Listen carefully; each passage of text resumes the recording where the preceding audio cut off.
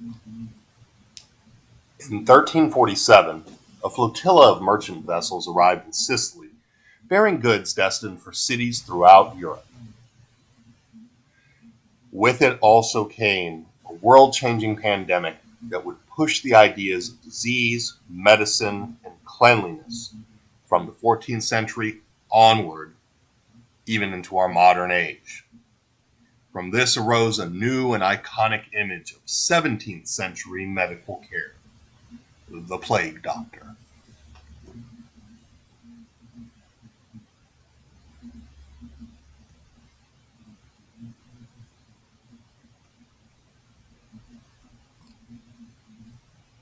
Plague doctors were often not long tenured medical professionals, as your university educated doctors practiced much more in the line of theory than in practicality. Plague doctors were largely first year practitioners, newly minted medical students, or your lower regarded physicians from foreign lands, foreign universities, or generally not thought of as skillful. They could, on occasion, even be outright charlatans. By the 17th century, care of plague victims had been codified in many European countries. The plague doctor was to record death tolls, plot areas for mass burial, and meet, diagnose, and hopefully, somehow, find a method to minister to the ill. For this, they were to be paid by the state or the local government. Quite handsomely as well, given their proximity to the diseased and the dying.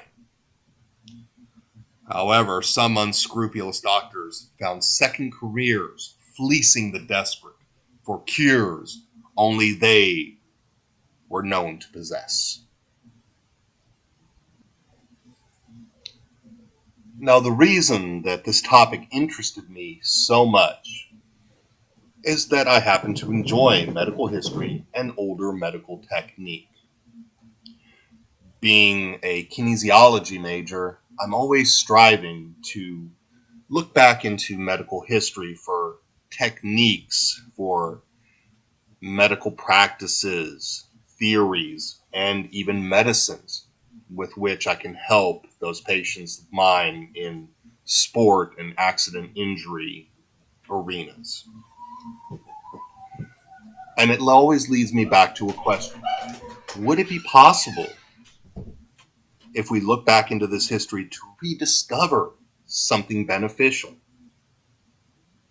Or have we advanced beyond that and no longer look to the past, seeing ourselves as the carriers of future medical care and medical knowledge? And we no longer see the benefit to a willow tree or camphor oil or even an old strength and conditioning improving technique.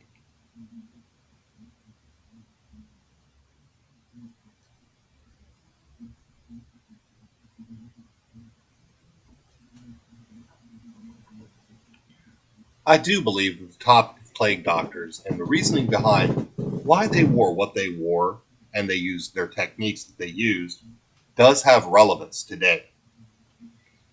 As we now understand much more about virology and germ theory, we are much more inclined to be clean, to distance ourselves from large gatherings, and in general, we have the modern ability to keep mostly to ourselves.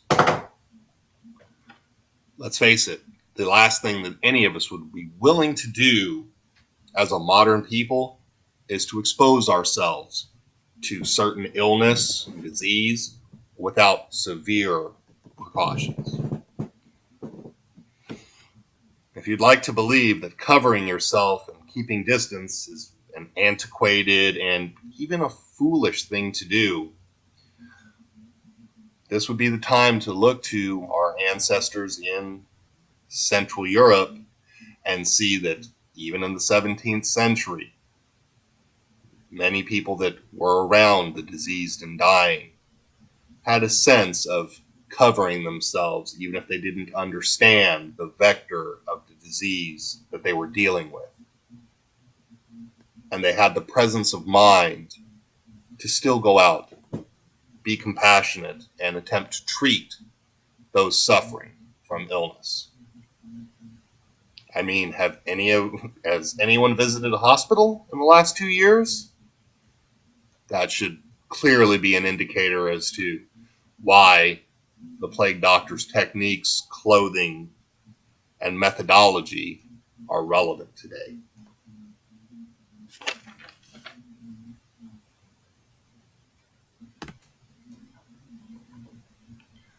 I do believe that the top plague doctors and the reasoning behind why they wore what they wore and they used their techniques that they used